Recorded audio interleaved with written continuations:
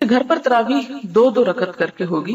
کوشش کریں کہ جتنی صورتیں آپ کو زبانی آتی ہیں وہ ساری کی ساری آپ پڑھ لیں. آپ یہ بھی کر سکتے ہیں کہ ہر 2 رکعت میں ساری صورتیں پڑھ لیں تاکہ آپ کا قیام لمبا ہو جائے. اور اگر آپ قرآن کھول کے پڑھنا چاہتی ہیں تو اس کے لیے یہ ہے کہ ساتھ ایک ٹیبل رکھ لیں جس پہ آپ سپارہ جو آسانی سے رکھ اور اٹھا سکیں. تو قیام میں آپ سپارہ اٹھا کے کھول کے پڑھ لیں اگر آپ کی قرات ٹھیک ہے. اور اگر آپ پڑھتے بھی غلط ہیں تو پھر آپ کیا کریں گے مسکین. تو اس صورت میں تو فائدہ کو خاص نہیں ہوگا. اس لیے کوشش کریں کہ آپ وہی صورتیں پڑھیں جو آپ کو اچھی طرح آتی، اور کوشش کریں کہ آپ اپنی زندگی کا کچھ وقت لگائیں کہ آپ اس بات کو اچھی طرح سیکھ سکیں.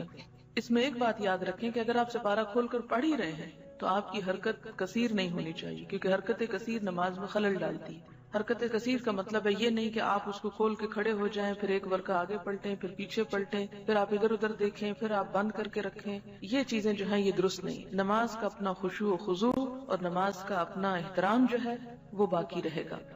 فرض نمازوں کے علاوہ نفل نمازوں میں قرآن کریم سے دیکھ کر تلاوت کرنا جائز ہے. حضرت عائشہ رضی اللہ تعالیٰ عنہ کے غلام ذکوان قرآن کریم سے دیکھ کر نماز پڑھایا کرتے تھے. اسے بخاری نے روایت کیا ہے.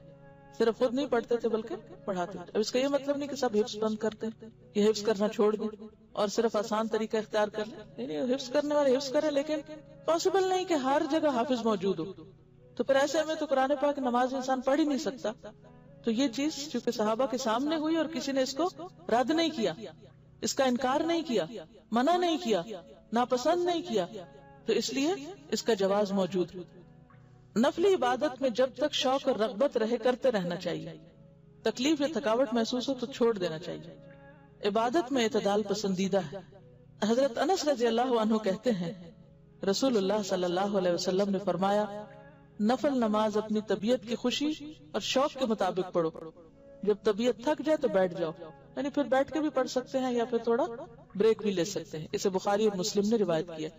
آپ نے دیکھا ہوگا کہ شروع کے 1-2 دن مشکل ہوتے ہیں، پھر مزہ آنے لگتا ہے. حضرت عائشہ رضی اللہ تعالیٰ عنہ کہتی ہیں رسول اللہ صلی اللہ علیہ وسلم نے فرمایا اپنی ہمت کے مطابق عبادت کرو، اللہ تعالیٰ اجر دیتے کبھی نہیں تھکتے جبکہ تم عبادت کرتے تھک جاتے ہو. اسے بخاری اور مسلم نے روایت کیا. یعنی جو کام شروع کرو پھر اس کو نبھاتے بھی جاؤ. ایسا نہیں کہ کبھی تو بہت زیادہ کر لیا اور کبھی بالکل بھی نہ کیا.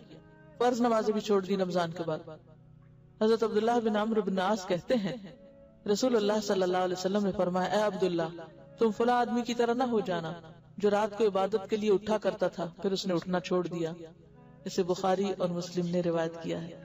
یعنی خواہ تھوڑی عبادت ہو لیکن کیا پسندیدہ ہے؟ مستقل مزاجی کے ساتھ.